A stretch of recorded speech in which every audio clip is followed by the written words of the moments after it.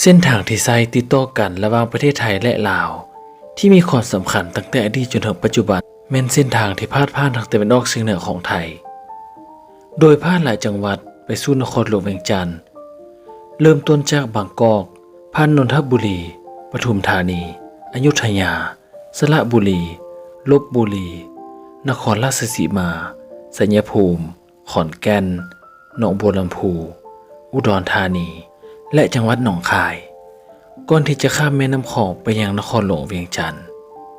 เมื่อพิจารณาจากหลักฐานโบราณคดีแสดงให้เห็นว่าเส้นทางเส้นนี้เคยเป็นเส้นทางที่ติดต่อกันมาแต่สมัยก่อนประวัติศาสตร์จนถึงสมัยทวารวดีดังที่ปรากฏหลักฐานว่ามีชุมชนกระแจกกระจายตามเส้นทางนี้เช่นกันนอกจากนี้เส้นทางดังกล่าวยังใช้เป็นเส้นทางเดินทางระหว่างไทยไปเวียงจันทร์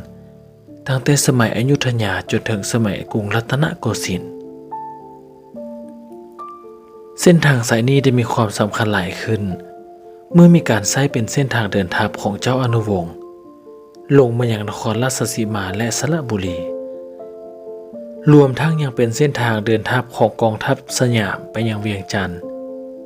ในสมัยรัชกาลที่ 3เจ้าอนุวงศ์ซึ่งเป็นพระราชบุตรของเจ้าสิริบุญญาสารได้เป็นเจ้าเมืองเวียงจันทร์จน19 ปีแล้วและได้คุ้นเคยกับราชสำนักกรุงรัตนโกสินทร์เป็นอย่างดีหลังจากสงครามปราบกบฏจำปาสักเจ้าโยซึ่งเป็นบุตรของเจ้าอนุวงศ์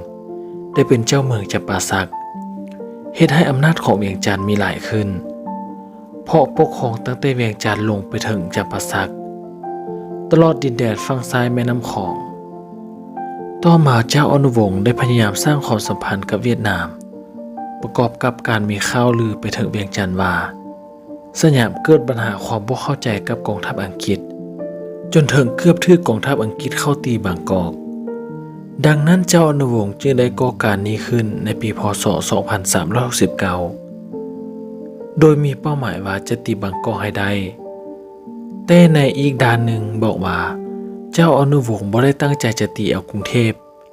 เพียงแต่ต้องการคั่วลาวซอยเวียงจันทร์กลับคืนมาเท่านั้นโดยแบ่งออกเป็น3ด้านคือเจ้าโยปกครองเมืองจำปาสักยกทัพเข้ามาทางเมืองอุบลราชธานีเจ้าอุปราชพระอนุสาของเจ้าอนุวงศ์ยกทัพเข้ามาทางห้อยเอ็ดและเจ้าอนุวงศ์ได้ยกทัพเข้ามาทางเมืองนครราชสีมารวมทั้งยังกวาดต้อนเอาขั้วลาวซอยเวียงจันทร์และผู้คนจากสระบุรีนครราชสีมาและหัวเมืองต่างๆภายในภาคตะวันออกเฉียงเหนือกลับคืนไปยังเวียงจันทร์อีกด้วยการยกทัพเข้ามาของเจ้าอนุวงศ์เหตุให้สยามตกใจเป็นอย่างยิ่ง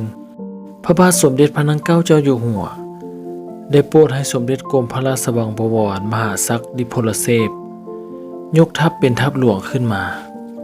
เพื่อไปปราบเจ้าอนุวงศ์และพญาราชสุภาวดีหรือสิงหเสนีคุมอีกทัพไปทางทิศตะวันออกและเข้าไปยึดเมืองจำปาสักได้สำเร็จเจ้าอนุวงศ์เมื่อทราบข่าวกองทัพสยามยกทัพไปใกล้เมืองนครราชสีมาแล้วจึงถอยทัพไปตั้งทัพอยู่ที่เมืองหนองบัวลำพูกองทัพสยามก็ได้ไล่ตีไปจนถึงเมืองหนองบัวลำพูด้วยกำลังที่เหนือกว่าจนแตกพ่ายเจ้าอนุวงศ์จึงถอยทัพกลับคืนเวียงจันทร์เมื่อประเมินแล้วว่ากองทัพของตนจะบ่สามารถสู้กับสยามได้จึงรวบรวมเอาครอบครัวทรัพย์สินและทหารจำนวนหนึ่งเดินทางไปยังเวียดนามกองทัพสยามจึงสามารถตีเอาเวียงจันทร์ได้ในปีพ.ศ. 2370ก็คือ1 ปีให้หลังทัพหลวงของกรมพระราชวังบวรมหาศักดิพลเสพได้ตั้งทัพอยู่เมืองพานพาวกงกันข้ามกับเมืองเวียงจันทร์ต่อมากองทัพของพญาราชสุภาวดีได้เข้ามาสมทบที่เวียงจันทร์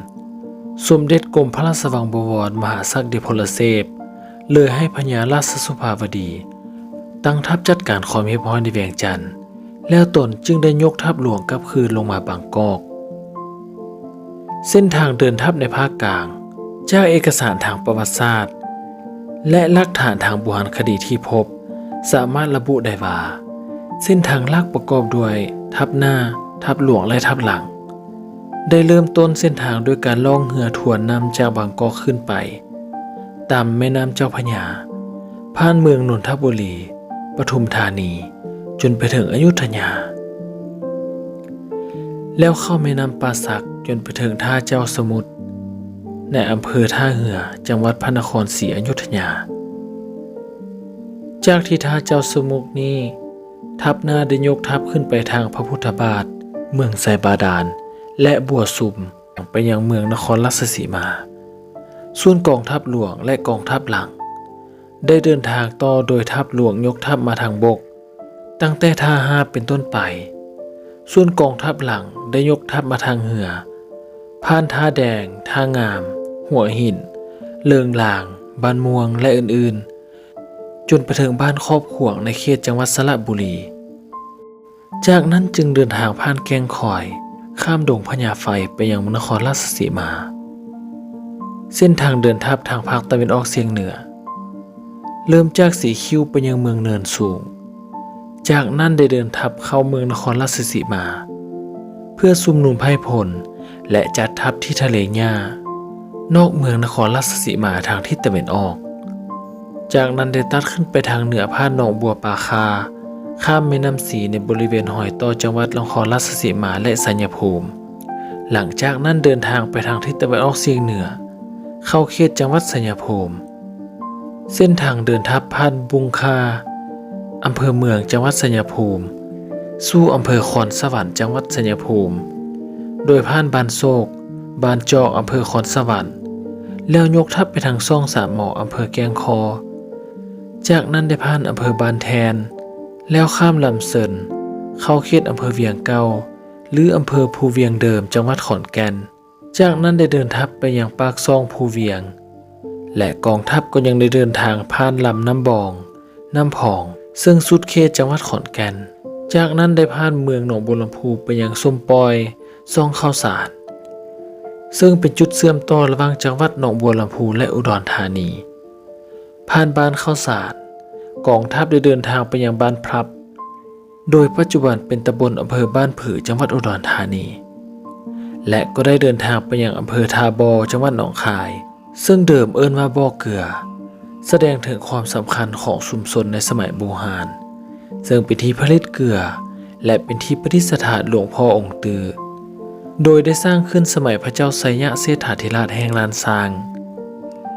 จากนั้นจึงเดินทัพไปยังบ้านผ่านพาวอำเภอศรีเสียงใหม่จังหวัดหนองคาย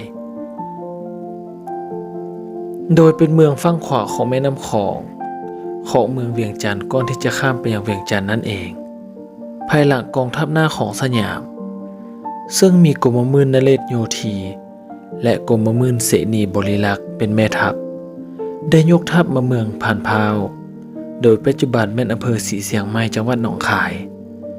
กองทัพได้ยกทัพข้ามแม่น้ำไปยังเมืองเวียงจันทร์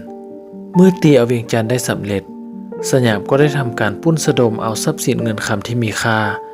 ที่นครเวียงจันทร์แล้วก็ได้ยกทัพกลับคืนมาอย่างบางกอกรวมระยะเวลาเดินทัพทั้งไปและกลับ5 เดือน28 วันเป็นระยะทางกว่า 26,568 เซนหรือเท่ากับ 1,063 กิโลเมตรด้วยเหตุนี้จึงกล่าวได้ว่าเส้นทางเดินทัพจากกรุงเทพไปเวียงจันทร์ในสงครามข่าวปราบเจ้าอนุวงศ์ใช้เส้นทางบูหานที่เคยเป็นเส้นทางติดต่อกันระหว่างชุมชนบูหานสมัยก่อนประวัติศาสตร์และใช้สืบเนื่องกันมาจนถึงสมัยมีวัฒนธรรมรวมแบบทวารวดีในภาคอีสานเส้นทางนี้ยังใช้เป็นเส้นทางในการขยายอิทธิพลทางวัฒนธรรมของเขมรบูหานเข้ามาอย่างในภาคอีสานและลาวอีกด้วยต่อมาเมื่อพระเจ้าสยามเสถาธิราชได้ย้ายราชธานีจากหลวงพระบางมายังเวียงจันทร์ก็ได้ขยายอิทธิพลเข้ามาในฝั่งขวาแม่น้ำของที่ทาบอลงไปถึงเมืองหนองบัวลำพูและสัญญภูมิเส้นทางเหล่านี้ใช้เป็นเส้นทางหลักในการสัญจรไปมาค้าขายสืบมาจนถึงสมัยกรุงรัตนโกสินทร์เจ้าอนุวงศ์ก็ใช้เส้นทางเหล่านี้ในการเดินทางมากรุงเทพรวมทั้งยกทัพลงมาเมืองนครราชสีมาอันเป็นหลักฐานที่แสดงให้เห็นถึงความสำคัญของเส้นทางเส้นนี้ในประวัติศาสตร์ ความสัมพันธ์ลาวไทยตั้งแต่โบราณจนถึงปัจจุบันได้เป็นอย่างดี ถ้าท่านผู้ชมมักคลิปของเราก็อย่าลืมกดปุ่มติดตามและกดกระดิ่งด้านข้างเพื่อเป็นกำลังใจให้กับช่องของเราและเพื่อจะบ่ได้พลาดในคลิปต่อไป